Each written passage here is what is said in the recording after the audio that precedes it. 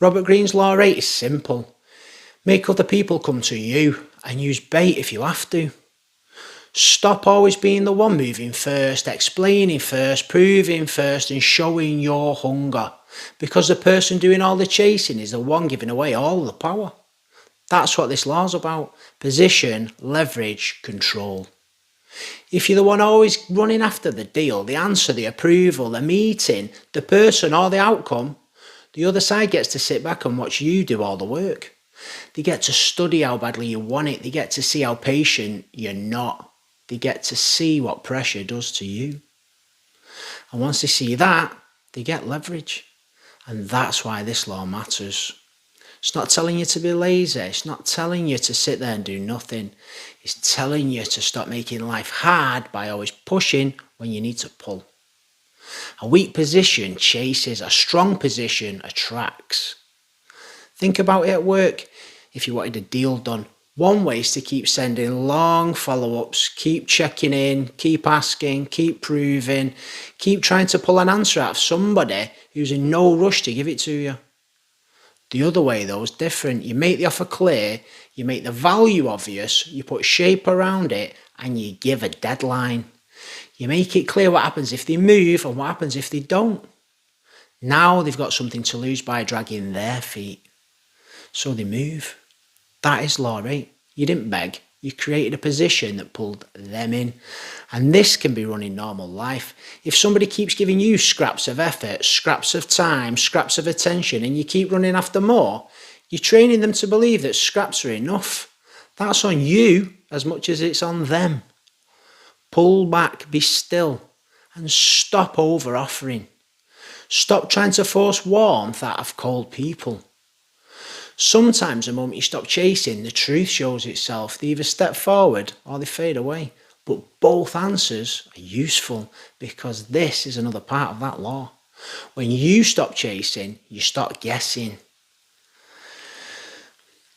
Let me deal with the word bait because this is the part that people get touchy about. Bait doesn't mean tricking anyone.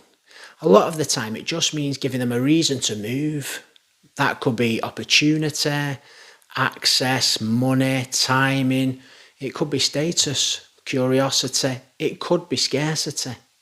It could be the feeling that if they don't move now, they miss something real. That's bait. It's not dirty. It's just often smart positioning. A good business uses bait. A strong offer is bait. A limited place, a clear benefit, a strong reputation is bait. A calm person with standards is bait. People move towards what feels valuable. That's human nature. Here's how you use this law. First, stop showing too much need because need destroys your position. Need makes people talk too much, it makes them accept bad terms, and it makes people move before they've thought. Need makes people reveal themselves early. If you need the answer too much, the other person can feel that. If you need the deal too badly, the other person can feel that. If you need a relationship too badly, the other person can feel that. And once they feel it, they know they can keep you moving. So calm down. That's step one. Don't move from hunger, move from strength. Second, you've got to build something worth coming towards. The law doesn't work if there's no value on your side. Why would anybody move if there's nothing there? So make sure that there is something. A strong offer, a useful skill, a clear opportunity, a better standard, a real benefit or a clear reason. If you've got nothing valuable, then you're not pulling, you're hoping. And hope is not leverage, not ever. Third, give it some shape. Lose things that don't pull well. A clear deadline pulls better than an open-ended maybe. A clear standard pulls better than vague availability. A clear next step pulls better than endless back and forth. So if you want people to move, make the path visible. Stop leaving it in the fog, because fog wastes power. Fourth, you've got to hold your nerve. This is where most people fail. They stop chasing for 5 minutes and then panic, chase again. Then they set a deadline and break their own deadline. They say, get back to me by Friday. Then send 3 more messages on Thursday night because they can't sit still. That will kill everything.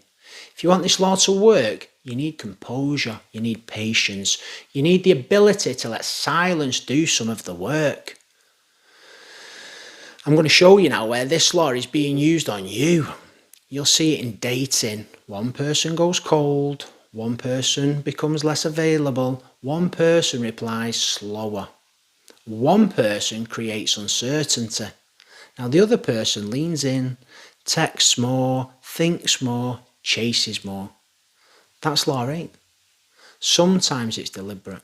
Sometimes it's just how people behave when they know that you are more interested than them. Either way, the effect's the same. You're moving, they're not. You'll see it in work all the time. A boss makes approval feel scarce. A company makes opportunity feel limited. A colleague withholds useful information, so people have to circle back through them. A client might drag things out to see how badly you want the job. That's law 8 again. You see it in business and sales often. Limited spaces, closing dates, short windows, exclusive access, private offers, all of that is designed to make you move. Sometimes it can be honest, but most of the time it's just theatre. That's why you have to stay awake. You have to be able to spot it clearly. Ask yourself this question. Who's moving more here? Who's chasing? Who's following up? Who's trying to pull answers out of silence? Who's trying to win attention? Who's trying to keep things alive? If it's always you, then the law is being used on you, whether it's on purpose or default. Then ask yourself another question. What exactly am I chasing? Is it real value or is it uncertainty? Because that question saves people loads of pain. Because many people are not chasing love, respect or opportunity, they're chasing relief.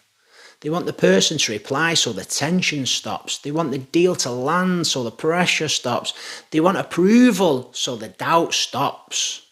That's different. Once you see that, you stop biting so easy. That's how you protect yourself. Slow down. Don't react at their pace. Don't chase clarity from people who are staying vague on purpose. Don't keep running after somebody who only feels valuable because they stay just out of reach. Come back to your centre. Make them step towards you.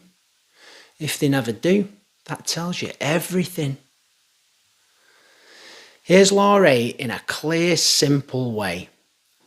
Stop always being the one who runs. Build value, hold position, create a reason for people to move, then let them move. And when somebody tries to pull you with silence, distance, delay or uncertainty, don't panic and don't perform. Just step back. Look at the game, see who's moving and why. That's the law. Pull instead of push. Never chase so hard that you hand the power over before the real game has even started. You think about that. Take care, stay blessed. This is the way. Namaste.